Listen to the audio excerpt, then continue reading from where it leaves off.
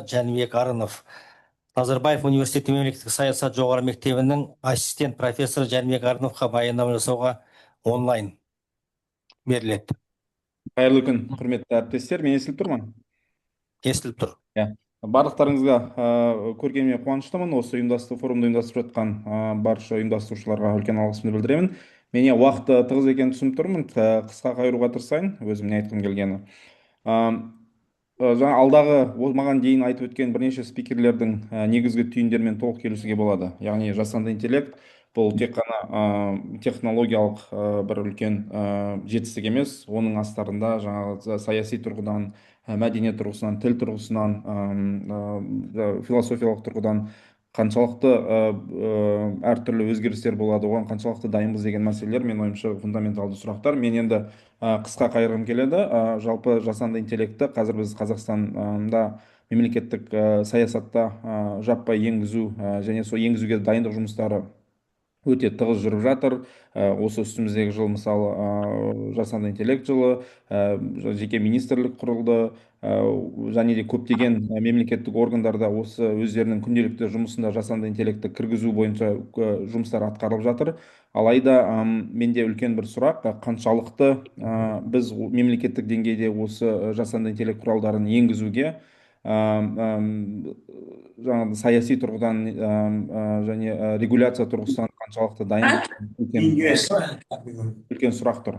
Сонымен айтқым келетіні, жасанды интеллект бұл тек қана технологиялық құрал емес, бұл саяси құрал. Себебі жасанды интеллекттің артындағы алгоритмдер, олар қалай жұмыс жасайды, ол алгоритмдер қандай жаңағыдай даныларға негізделіп жасалған, ол алгоритм қолданатын мәліметтерді, биг дейта болсын, басқасы болсын, қайдан аламыз, және ол данылар қандай мәселелерді көрсетеді, қандай мәселелерді тыс қалдырып жатады, бұл өте үлкен сұрақ. Сол себепті мемлекеттік саясат тұрғысынан осы әртүрлі құралдарды енгізу барысында өте үлкен жұмыс жасалыну керек. Әрине қазақстандық емес үлкен алгоритмдік жасанды интеллект құралдары, олардың көбісі қазақстандық контексттен тыс ақпараттар бойынша жасалған. Ал енді біздің өзіміздің ішкі құралдарға келген кезде осы ақпараттардың жасанды интеллектті дайындауға, соны ары қарай жетілдіруге қолданатын ақпараттың қаншалықты жаңағыдай дұрыс екендігін, қаншалықты ауқымды екендігін жетене қарау керек, соны нақтылап бақылауда ұстау керек. Себебі жаңағыдай жасанды интеллект құралдарында байас деген нәрсе бар, ол жаңағы бір жақтылық. Яғни біз осы құралдарды жаппай енгізе бастау арқылы осы бір жақтылықты немесе осы байастарды әртүрлі одан да қатты ушықтыру қаупі бар екендігін есте сақтау қажет. Қысқа қайыра салайын осы жерден. Жалпы айтқым келген ой, бұл негізгі мәселе бұл жерде жасанды интеллекттің қателесуі, қателеспеуінде емес. Жасанды интеллект әрине қателеседі, өйткені бұл алгоритм, бұл технология, ол қандай ақпарат бойынша дайындалған, сол бойынша ғана жұмыс жасайды. Ол ақпараттың сыртына шығу мүмкіндігі әзір өте шектеулі. Сол себепті негізгі мәселе ол қателесуінде емес.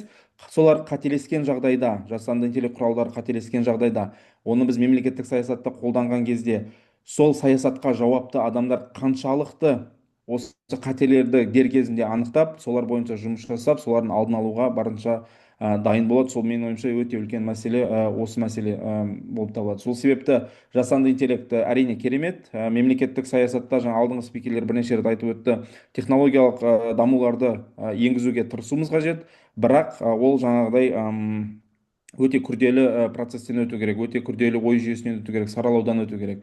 Ең бірінші мәселе бұл жерде мемлекеттік тұрғыдан көңіл бөлетін мәселе, бұл ашықтық мәселесі. Алгоритмдер қалай жұмыс жасайды, қандай деректер қолданылады алгоритмдердің жұмысында, және бұл ақпараттарды біз осыны түсінуіміз керек. Кез келген жасанды интеллект құралын енгізбес бұрын осы сұрақтарға жауап беру керек. Екінші, бұл есеп берушілік, accountability деп айтамыз. Егер алгоритмдер қате шешім қабылдаса, сот жүйесіндегін айтты, немесе университеттік деңгейде, немесе басқа да салаларда, ол шешімнің жалған шешімі, қате шешімді анықтауға кім жауапты? Егер қате шешім саясатта қолданып кетсе, күнделікті саяси шешімдерді қабылдауда оған кім жауапты? Бұл мәселені анықтау керек.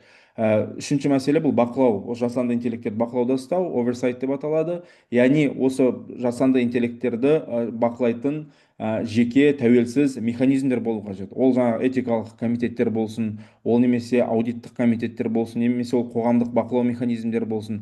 Тек қана осы жағдайда біз жасанды интеллектті құрал ретінде пайдаланып, оның тиімсіз немесе кері жақтарын барынша азайтуға мүмкіндігіміз туады. Соңғы сөзім, жасанды интеллект керемет, қолданайық, енгізейік бар жерде, бірақ десек те оның тек қана құрал екендігін, оның артында тек қана алгоритм екен, сол алгоритмдерді қалай жұмыс жасайды, қалай қызмет атқарған, соны тексеріп барып қолданған дұрыс секілді. Қазір өкінішке орай менің өзімнің жеке байқап отырғаным, көптеген мемлекеттік органдарда біз жаңа жасанды интеллект деп хайп деп айтамыз ба, не дейміз, былай ту алып алға шығып 10 қадам алға секіруге тырысып жатыр, бірақ ол қадамдардың ертең кері әсері көп болуы мүмкін. Сол себепті ұрандатудың орнына мүмкін мемлекеттік саясатта өте жіті бақылау арқылы ғана жұмыс жасалу қажет деп ойлаймын. Назарларыңызға рахмет, ұйымдастырушыларға тағы да рахмет.